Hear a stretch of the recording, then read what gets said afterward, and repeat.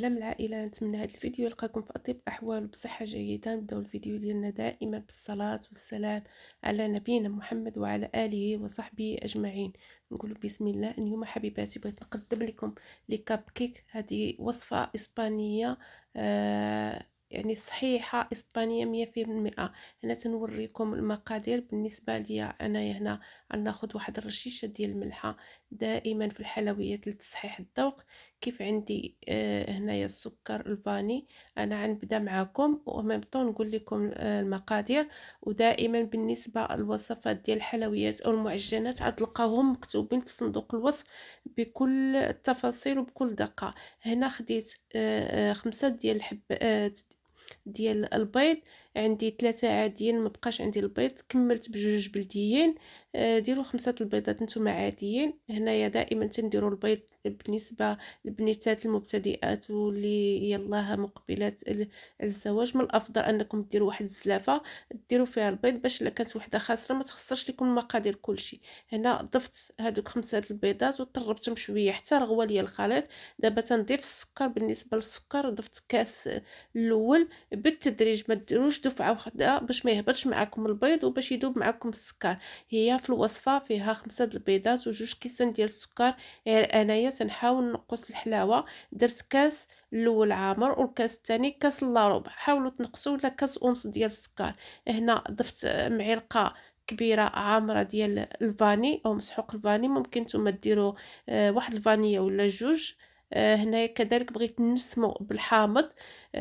خديت حامضه وحكيت ليها القشر بلا ما تدخلوا للوسط باش ما يمررش معكم. هنا تنقرب لكم الخليط ديال البيض والسكر. شوفوا تبارك الله ما شاء الله راه بياض وضعف.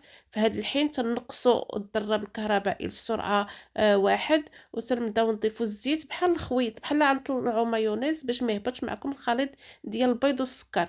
بالنسبه للزيت انا ضفت كاس ونص ديال الزيت. اللي بغات دير حتى لجوج كيسان ممكن، ولكن كاس ونص كافي باش ما تجيكمش المادلين ميدمه بزاف. هنا كذلك ضفت كاس ديال الحليب حتى هو تنضيفو شويه بشويه باش ما يهبطش معايا الخليط ديال البيض. وكذلك باش ما بالنسبة للحليب راه ما سخونش. كذلك ضفت واحد الياغورت طبيعي كيف تشوفوا معايا تعطي واحد اللون غزال لهاد الكاب كيك. اللي بغى تضيف دانون فاني ممكن. كذلك ضفت دوك القشور ديال الحامض. هنا بالنسبة للدقيق عندي الكمية غربلتها وغنغربل معاها كذلك 3 ديال الخمارات حمرين كيف تشوفوا معايا. راه الكميه ما كثيراش بالنسبه لكميه الطحين والمقادير اللي عندنا. هاد الكاب كيك بحال ممكن تقسموه على جوج ويعطيكم واحد الكميه قليله. انا ضاعفت المقادير باش يعطيني كميه كثيره. هنا كيف تشوفوا معايا حبيباتي هذا المقطع انا تعمدت نديرو بانني نضيف الطحين والباتور تيدور. واخا نقصوا ليه السرعه تيطاير لكم الطحين. هاد اللقطه درتها معتمداها باش نوري البنيتات الصغار بان ولا المراهقات ديالنا ولا الاخوات اللي يلاه تزوجوا وتيبغيو يدخلوا للمطبخ ويبغيو يتعلموا وصفات باش ما يطايرش معاكم.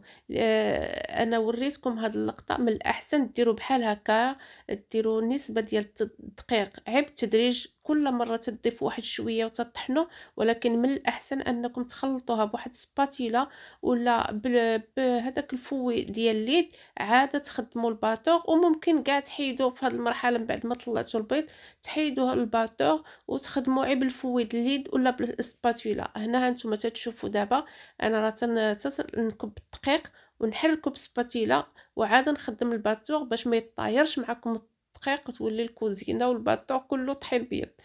يلا حبيباتي نتمنى هاد الفكره تكون وصلتكم. انا راه تعمدت نديرها في البدايه باش البنيتات الصغار اللي تيحبوا الطبخ ولا الاخوات اللي معنا يلاه بادين في الزواج وفي الطبخ يردوا البال هاد الملاحظات البسيطه. هنا هانتوما درت الخليط كله في هاد السلادي كيف تشوفوا معايا وكملت الخفق هكايا باش يبان لكم القوام ديال الخليط. وراه ما تنديروش واحد السرعه كبيره. هنا تنقول لكم راه ماشي ضروري هذاك الباتور. ممكن في المرحله ملي تبداو ديروا الدقيق ديروا غير الفوي. هنا تنوريكم القوام ديال الكاب كيك ديالنا أو العجين ديال الكاب كيك ديالنا ملي تنهزو الفوي ونهزوه الفوق تيدير لنا واحد الخيط ما تيتقطعش، هذا بدليل على أن الدقيق صافي كافي في الخليط. وهنايا غناخد الليمون ديال لي كاب كيك ديالنا نديرو فيهم دوك الكويغطات باش ما يلتصقوش لينا. وبالنسبه اللي ما عندهاش دوك الكويغطات ديال لي كاب كيك ممكن تشد عين الليمون ديالها، دهنهم بواحد شويه ديال الزبده وترشهم بالدقيق وتنفضهم مزيان، ولا ممكن دير كذلك عين الزيت بواحد الفرشاة ودهنهم وترشهم بالدقيق، وراه هكايا ممكن تستعملهم بلا داك الورق.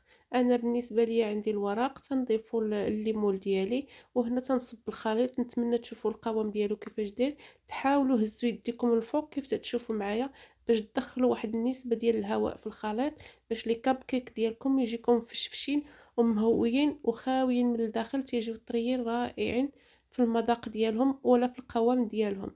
تنكملوا هكا تنعمروا هادوك لي كيسات ديالنا ديال الكاب كيك، ما تعمروهمش حتى الفوق، عمروه حتى ثلثين ديال لي كيسات وخليو واحد شويه باش يلقاو فين ينتفخوا معكم ويطلعوا. هنايا من بعد ما كملت هاد اللاطه الاولى دخلتها الفرن. بالنسبه للفرن حبيباتي تيكون ديجا او مسبقا مسخن على درجه 200 درجه، تيكون سخون مزيان مشعلين عليه من الفوق ومن التحت.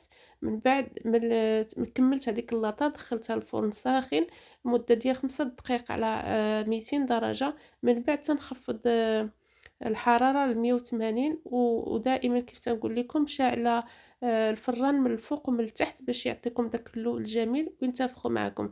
هذه بالنسبه للكميه اللي بقات ليا، خديت هاد الصينيه درت فيها داك المول ديال السيليكون، غلفته كذلك بهذوك لي كيسات ديال لي كاب كيك. بالنسبه لهذا المول راه صغير، هذاك الدائره ديالو ماشي بحال الاخرين، عمرتهم كذلك كلهم بداك الخليط اللي عندي. بالنسبه للاخوات اللي بغاو ينكهوا مثلا بالشوكولاته ولا شي حاجه ممكن، انايا خليت الوصفه كما هي الوصفه عطيتها بكل امانه. هنايا بالنسبه لللاطه الاولى نتوما تشوفوا معايا حبيباتي راه وجدات معنا، شوفوا اللون اللي خدا الكاب كيك ما شاء الله تبارك الرحمن، وراه طلع معنا وجا مقبقب وجا غزال. وما نقولش لكم على القوام ديالو هشيش بزاف وغزال. انا متاكده الا جربتوا هذه الوصفه غتولي معتمده عندكم وغيحبوها وليداتكم ويطلبوها لكم دائما. تنحاول نقربكم من الصوره باش تشوفوا بان لي كاب كيك ما شاء الله راه تنفخوا معنا، وتشوفوا اللون اللي تعطي هذاك دانون او ياغورت طبيعي، تعطي واحد اللون محمر في لي كاب كيك احسن من ديال الفاني او اي ياغورت محلى. وتيبقى لكم كذلك الخيار اللي ما بغاش ديرهم بياغورت طبيعي او ما متوفرش عندها ماشي اشكال، ممكن دير دانون او ياغورت محلى ديال الفاني ولا ديال الموز، كذلك تيجي في الكيك او الكاب كيك المذاق ديالو رائع. هنايا انتم تشوفوا معايا تنحاول نوريه لكم من جميع النواحي باش تشوفوه كيفاش جاء تبارك الله من فوق ومقبقب. هنايا غنوريكم كذلك بالنسبه للاطه الثانيه باقه في الفرن، حليت عليها باش نوريكم. هنا راه دايره يلا 180 درجه. انتم تشوفوا ما شاء الله شحال مقبقب، لان هنا الاضاءه وراتكم كان عليا حتى في الاولى نوريها لكم في الفران باش يبان لكم الحجم اللي خداو. هنايا تنخليهم يطيبوا، من بعد ما طابوا انا خرجتهم. هنا هانتوما تشوفوا معنا ما شاء الله خداو لون زوين. هنا الاضاءه قليله داكشي لان المساء ما بانش لكم مزيان، اما راه خداو واحد اللون غزال مذهب وزوين. هنا من بعد ما كملتهم مباشره اي تيدفاو شويه تنحيدهم من دوك الليمون باش ما يعرقوش معنا، وتنستفوهم بالطبق بالطريقه اللي بغيتو. ممكن تزينوهم بخطوط ديال الشوكولا، كيف ممكن ترشوا عليهم شويه السكر ثقيل. بالنسبه لي انا اكتفيت بهم هكا لانني غناخذ من معي واحد الكميه اللي غنتناولو، والكميه الاخرى دائما احتفظوا بها في المجمد. الوقت اللي بغيتو تهزوا الحبات اللي باغين وتخرجوا من الديكونجلا وتتاكلوا بحال اللي يلاه موجودين معكم. حبيباتي الى هنا ينتهي الفيديو ديالنا، الى اللقاء في فيديو قادم ان شاء الله. ما تنسونيش من اللايكات ومن تعاليقكم. مع السلامه احبتي في الله.